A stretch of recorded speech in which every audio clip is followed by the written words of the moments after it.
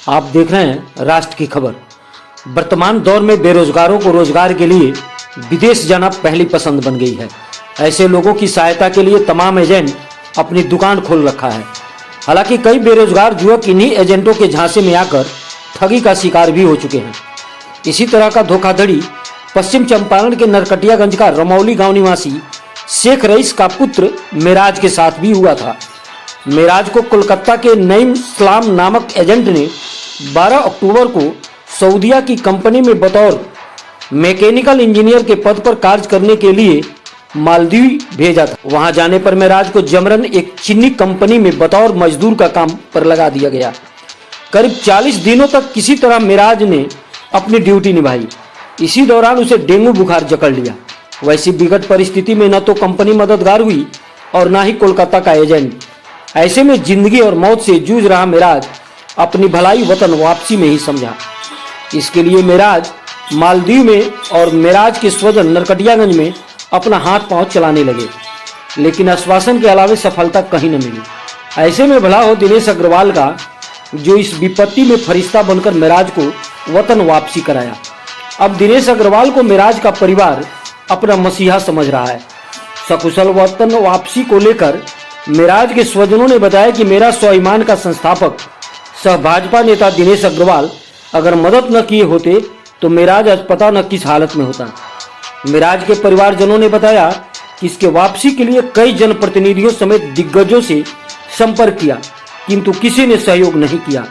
अंत में भाजपा नेता दिनेश अग्रवाल ने ही बुरे वक्त में मेरा साथ दिया, वो भी पूर्व में बिना किसी जान पहचान के। जबकि मेराज ने बताया कि आज जिंदा लौटा हूं तो केवल दिनेश अग्रवाल के सकारात्मक पहल के बदौलत, वरना मालदीव में अब तक मेरा क्या हाल हुआ होता यह तो अल्लाह ताला ही जाने। तो मैं उधर ही शायद मर ही जाता, लेकिन उनके चलते मैं यहाँ पे हूँ। तो उनकी मेरी ज़िंदगी अमानत उन्हीं की है, दिनेश अग्रवाल चाची के। मैं उनकी तो पूरी ज़िंदगी मैं उनकी आभारी रहूँगा। सऊदी बिलादिन के नाम पे हमको बुलाया गया था मालदीव में। तो फिर वहाँ जाने के बाद पता लगा ये तो थर्ड पार्टी कंपनी में हमको कैंप में डाल दिया। सऊदी बिलादिन वहाँ पे था ही नहीं, सिर्फ नाम सऊदी बिलादिन था, लेकिन वहाँ पे चाइनीज़ कंपनी था। उस कंपनी में थर्ड पार्टी में हमको डाल दिया गया। दौरान हमको डेंगू बुखार हुआ। तो मैं बोला खर्चा कितना आएगा? तो बोला 30 से 40 हज़ार खर्चा आएगा। मेरे पास उतना पैसा था नहीं कि मैं अपना इलाज करा सकूं। मैं बोला कि पापा जी देखिए वैसे मैसे से बोल रहे हैं टाइम लगेगा, तो हमारा जल्दी कीजिए, नहीं तो हम यहीं पे मर जाएंगे। ऐसा हालत था मेरा। और एम्बेसी वाले बोल रहे हैं कि टाइम ज़्यादा लगेगा। ये घूमते घूमते मतलब कहीं से लिंक नहीं मिल रहा था। सब कोई बोला हाँ काम हुआ है, होगा सबको ये बोल रहा था। तो अचानक कि मतलब कहीं से नंबर मिला। दिनेश अग्रवाल चाचा जी हैं, जो बहुत अच्छा सामाजिक वर्क करते हैं, मगहाज क्षेत्र के हैं। तो उनसे बात हुआ तो तुरंत पापा से बात किए। तो पापा हमको नंबर दिए। तो हमसे वो डायरेक्ट वीडियो कॉल फ़ोन किए कि बाबू अपना पहले स्थिति बताओ, तुम हो कैसे। तो मैं वहाँ उनके सामने पूरा रोने लगा, आवाज़ नहीं निकल रहा था। अभी भी मेरे को भय, मतलब डेंगू बुखार ही है, अभी इलाज कराएंगे अभी। तो वो बोले कि बेटा तुम हिम्मत रखो। तो हमको पूरा हिम्मत दिया, बोले कि तुमको निकालने का जिम्मेदारी हमें, तुम निकल जाओगे। मैं रोने लगा चाचा कि अब सब उम्मीद खो चुका हूँ, मैं यहाँ पर रहूँगा तो मर जाऊँगा। तो पूरा हिम्मत दिया हमको रहने का। मतलब वो तुरंत वो अपने आगे जो भी होता है ऑफिस में सीनियर में बात करते हैं। 2-3 ऑफिस का भी फ़ोन है मेरे पास कि बाबू अपना पूरा रिपोर्ट भेजो मेरे पास। तो तुरंत वो एकदम रिस्पांस एट ए टाइम होता है उनके पास। दिनेश सर के पास जो फ़ोन किया तो तुरंत रिस्पांस करने लगे किया। बहुत मतलब अपना डॉक्यूमेंटेशन जितना प्रोसेस होता है करवा के तुरंत हमको मेल भेजे कि बोला कि ये जाके एम्बेसी में दिखाओ। और बोलो चाचा जी मतलब दिनेश अग्रवाल? हाँ दिनेश अग्रवाल जी। वो हमको बोले कि आप मेल लेके जाइए और एम्बेसी में दिखाइए और बोलिए मेरा काम तुरंत करने। मैं वैसे ही किया, मेरा काम वहाँ से तुरंत हुआ। और फिर बोले कि टिकट का पैसा तो था नहीं, दोबारा फिर पापा जी अफोर्ड करने में थोड़ा सा प्रॉब्लम हो रहा था। तो दिनेश साहब फ्लाइट का टिकट बोले कि मैं तुम्हारा टिकट जो है करा के भेज देता हूँ। तो मेरे फ़ोन पे टिकट करा के भेजे। मैं टिकट लेके एम्बेसी गया, मोहर लगा, फिर मैं यहाँ पे आया।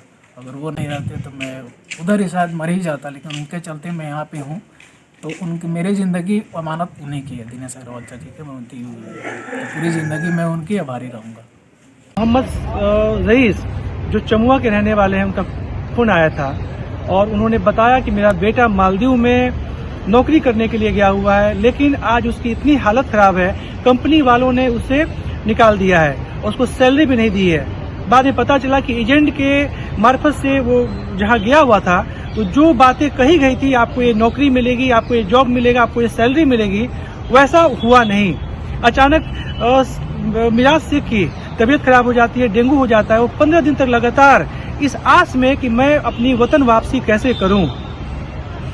मैंने उसके पिता को समझाया कि आपको चिंता करने की जरूरत नहीं है, आप अपने बेटे को बोलिए मुझे फोन करें, जो मदद होगी मैं भारत सरकार जो प्रधानमंत्री कार्यालय से जो भी मदद हो सकती है मैं कराऊंगा।